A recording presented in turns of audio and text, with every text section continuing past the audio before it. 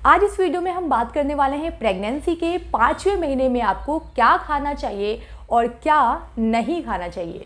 Video काफ़ी interesting होने वाली है, तो प्लीज़ वीडियो को अंत तक ज़रूर देखें।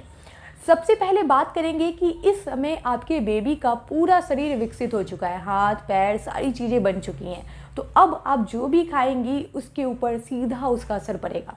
तो इसलिए आपको अपनी डाइट का बहुत ज़्यादा ध्यान रखना है। वैसे तो पहले भी रखना था, लेकिन अब भी रखना है। लेकिन पहले कुछ और चीज़ें ज़रूरी थी, अब कुछ और चीज़ें ज़रूरी, क्योंकि जब विकास हो रहा होता है तो उस समय की जो डाइट होती है वो थोड़ी अलग होती है, और बनने के बाद जो डाइट होनी चाहिए वो थोड़ी सी अलग होती है। तो चलिए जानते हैं कि वो कौन कौन से ऐसे फूड हैं जिन्हें अपनी डाइट में शामिल करना बहुत ज़्यादा ज़रूरी है।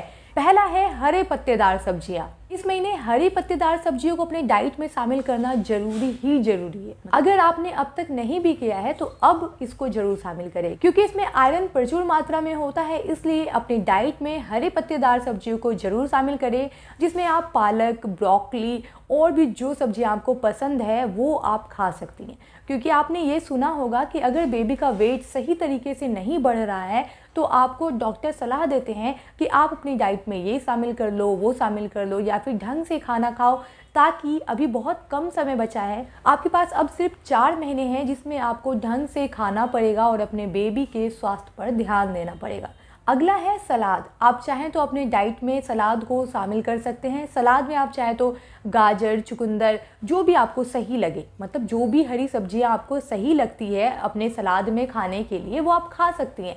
लेकिन एक चीज़ का पूरा ध्यान रखें कि वो अच्छी तरीके से धुला हो। यानी कि आपको इस चीज़ का ध्यान रखना है कि बहुत ऐसे लोग होते हैं जो खीरे को मान लीजिए कि धो लेते हैं, इसके बाद काटते हैं और फिर उसके बाद धोते नहीं। बहुत लोग ऐसे भी होते हैं जो डायरेक्ट खीरा लेते हैं, डायरेक्ट छील लिया, उसके बाद धोया उन्होंने।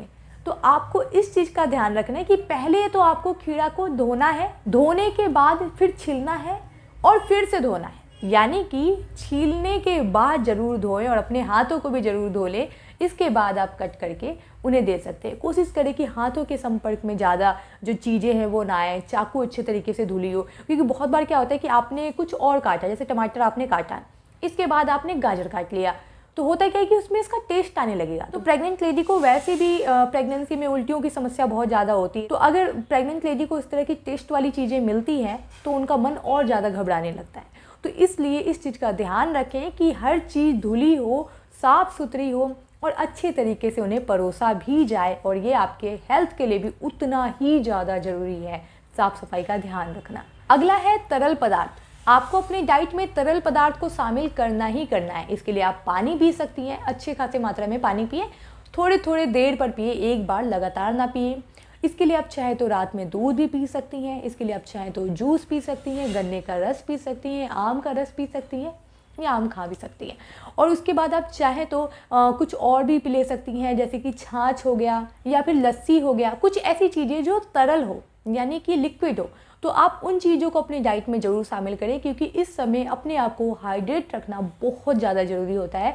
और इसकी वजह से आपके शरीर को फाइबर मिलेगा, कार्बोहाइड्रेट मिलेगा, जो आपके और आपके बच्चे के विकास के लिए बहुत ही ज़्यादा ज़रूरी होता है। इस समय आपको अपने डाइट में फल को ज़रूर शामिल करना चाहिए।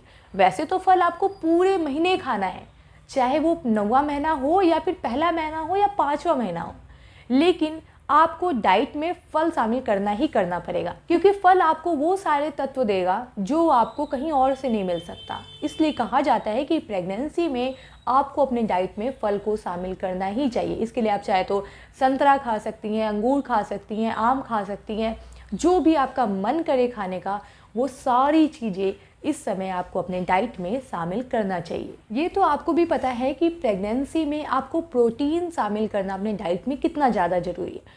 प्रोटीन के लिए आप चाहें तो अंडा खा सकती हैं, दाल खा सकती हैं, और भी जो चीज़ें आपको खाने का मन करे, जैसे कि अखरोट, और भी जो चीज़ें आपको अपनी डाइट में शामिल करना हो प्रोटीन के लिए, वो आप खा सकती हैं।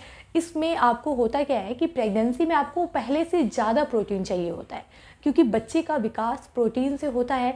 तो आपको प्रोटीन अपनी डाइट में शामिल करना ही करना है। प्रोटीन आपके और आपके बच्चे के शरीर के विकास के लिए बहुत ज़्यादा ज़रूरी है। आप चाहे तो सोयाबीन भी खा सकती हैं, और बहुत सारी ऐसी चीज़ें हैं जिन्हें आप अपने डाइट में शामिल कर सकती हैं। अब ये तो बात हो गई कि आपको क्या खाना चाहिए। अब बात करते हैं कि आपको क्या नहीं खाना चाहिए। तो सबसे पहले जो मना किया जाता है वो है आपको कैफ़ीन नहीं लेना चाहिए, शराब, तंबाकू, गुटखा, ये सारी चीज़ें नहीं खानी चाहिए। वैसे तो ज़्यादातर लेडी नहीं खाती है, लेकिन कुछ लेडीज़ खाती है, तो आप प्लीज़ इस चीज़ का ध्यान रखें। दूसरा क्या है कि आपको कोल्ड ड्रिंक भी नहीं पीना है। बहुत आम सी बात लगती है कि कोल्ड ड्रिंक, अरे ये तो पी ही सकते हैं, थोड़ा तो मन करता है। आपका बहुत मन करता है अगर, तो आप थोड़ा पी लें, बट इसे अपनी डाइट में शामिल नहीं करना है। कोशिश करना है कि आपको इससे दूरी बनानी है जितनी ज़्यादा हो सके, क्योंकि ये आपके और आपके बच्चे के विकास के लिए बिल्कुल भी ठीक नहीं है। तो आप अपने डाइट में इसे कभी शामिल ना करें। प्रेगनेंसी में ये भी कहा जाता है कि आपको अपने डाइट में कच्चा पपीता, अनानास, इनको भी शामिल नहीं करना चाहिए। वैसे आप थोड़ा बहुत इन चीज़ों को खा सकते हैं क्योंकि अब बच्चे का विकास हो गया है, तो लेकिन फिर भी इस चीज़ के ऊपर बहुत सावधानी की ज़रूरत है। तो कोशिश करें कि इसे ना ही खाएं, क्योंकि बहुत ऐसे डॉक्टर हैं जो आपको ये कहेंगे कि आप पपीता खा सकते, कोई दिक्कत नहीं आती, मैंने खाया था, ऐसा भी कहेंगे डॉक्टर। अनानास मैंने खुद खाया था, ऐसा भी डॉक्टर कहेंगे। लेकिन फिर भी आपको सावधानी रखनी है, क्योंकि ये प्रथा काफ़ी टाइम से चली आ रही है कि अनानास और पपीता नहीं खाना है। तो थोड़ा सा ध्यान रखने में कोई बुराई नहीं है। तो आप इन चीज़ों से थोड़ी दूरी बना लें। अगर आप मांस, मछली, अंडा खाती हैं तो आप कोशिश करें कि हर चीज़ अच्छे तरीके से पकी हुई हो। यानी मछली है तो वो अच्छे तरीके से धुली हो, अच्छे तरीके से पकी हो। मांस खाते हैं तो अच्छे तरीके से पकी हो। इन चीज़ों का ध्यान रखना बहुत ज़रूरी, कच्चा बिल्कुल भी नहीं खाना है। तो उम्मीद करती हूँ आपको ये वीडियो पसंद आई होगी। अगर पसंद आए तो चैनल को सब्सक्राइब और वीडियो को लाइक जरूर करें। और मन में जितने सवाल हैं, जितने भी सवाल हैं, आप इस कमेंट बॉक्स में लिख दीजिए। मैं नेक्स्ट वीडियो उसी टॉपिक पर बनाने की कोशिश करूंगी।